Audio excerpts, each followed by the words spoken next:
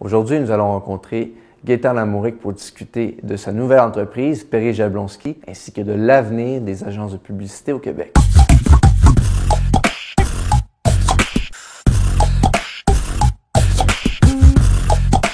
Mon nom est Philippe Goudreau et je suis un étudiant à la maîtrise en marketing au HEC Montréal.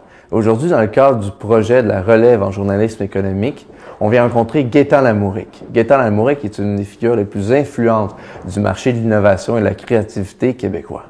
Gaétan a commencé sa carrière en publicité à l'agence Taxi Montréal, où c'est Jean-Jacques Strelinski, qui est maintenant devenu un professeur du département de marketing du HEC, qui l'a engagé.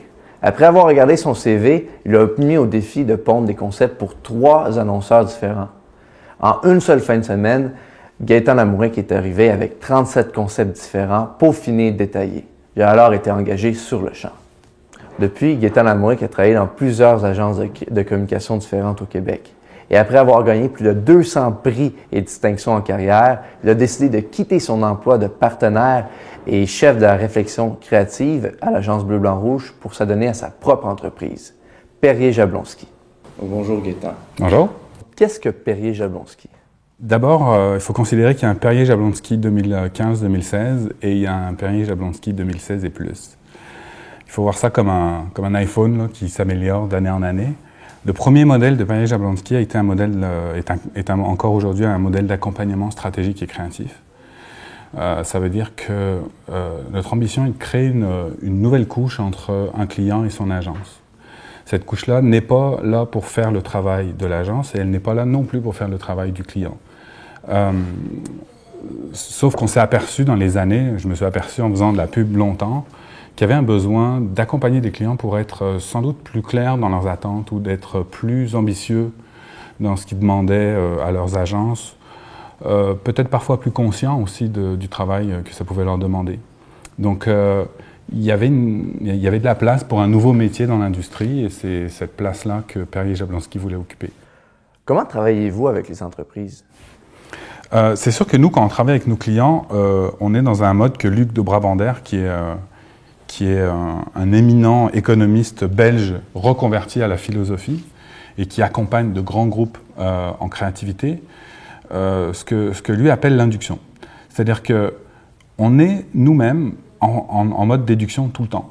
D'accord? C'est-à-dire que nos jobs font qu'on est un peu des robots derrière nos ordinateurs et on nous demande de prendre des décisions logiques la plupart du temps. Sauf que ce n'est pas dans cette décision logique-là que dort la créativité, ou la grande idée d'après, c'est pas en prenant des décisions logiques qu'on va la trouver. C'est en se mettant dans un autre mode de pensée qui est inductif plutôt que déductif. Alors inductif, c'est répondre à la question « qu'est-ce que 2 évoque pour toi ?» Alors que déductif, 1 plus 1 égale. 1 plus 1 égale 2, on peut être 1000 à faire ce calcul-là, on peut le faire 1000 fois, ça va donner 2. Ce que 2 évoque pour toi, ben là, chez 1000 personnes, il va y avoir des réponses différentes. Et puis chez une personne, on peut faire l'exercice 1000 fois, on va avoir 1000 réponses différentes. Nous, quand on réfléchit avec nos clients, on peut pas, c'est impossible de sortir de là avec la même idée qu'un concurrent pourrait avoir. C'est impossible.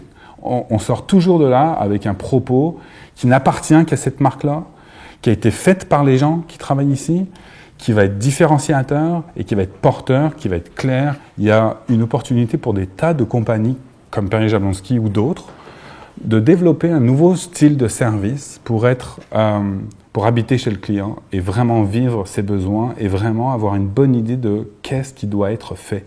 Aujourd'hui, le sujet n'est pas la compétence à exécuter les choses. Il y a des tas d'agences qui font un travail fantastique. La vraie question qu'on peut se poser quand on est directeur marketing, c'est qu'est-ce qu'il faut que je fasse? C'est pas si souvent que ça que nos agences sont de bons conseils pour savoir qu'est-ce qu'il faut que je fasse. L'agence, là-dedans, va rentrer dans une sorte de mix entre il faut que le client fasse ça, mais aussi pour l'image de l'agence, il faut qu'on soit plus techno. Puis pour l'image de mon service de création, il faut qu'on monte sur le stage des créas.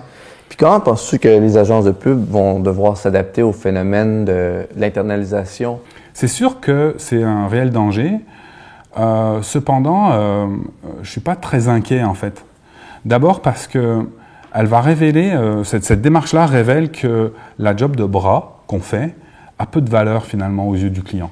C'est-à-dire que passer du temps à retoucher une photo, c'est important pour le résultat final, mais le client estime qu'il y a tellement peu de valeur qu'elle ne voit pas l'intérêt de payer $150 de l'heure versus le faire à $40 de l'heure. Ça veut dire que la valeur va devoir changer de place dans l'agence. Et que si la négociation, c'est on t'enlève l'infographie, mais on te demande plus de conseils stratégiques, à ce moment-là, pour moi, c'est une bonne nouvelle pour les agences. L'idée qu'on va remplacer des jobs de bras par des jobs de brain, oui.